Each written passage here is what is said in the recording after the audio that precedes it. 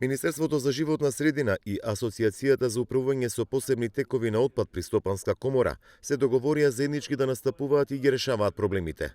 Вака соопшти министерката Каја Шукова, која беше дел од работилницата во Струмица со колективните постапувачи на отпад за надминување на предизвиците кои што ги носи законската регулатива. Ако сакаме да ги намалиме количините на отпад што ги депонираме, тоа почнува од граѓаните.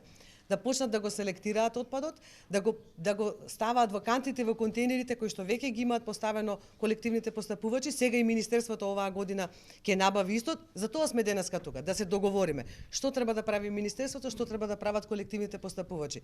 Шукова кажа дека Министерството за животна средина ќе направи скрининг за потребите на општините и нивните капацитети за примарна селекција на отпад, но апелираше дека урбаната опрема треба да се чува. Значи сега ќе инвестираме во нова опрема. Значи јас апелирам до граѓаните да го почитуваат она што го прави државата и што го прават колективни постапувачи и сите останати партнери, дека таа е наша опрема, на секој граѓанин поединечно, така? Значи државата инвестира, сите инвестираме, она што го прибираме го враќаме назад кон граѓаните. Ајде сите сериозни да се однесуваме кон опремата.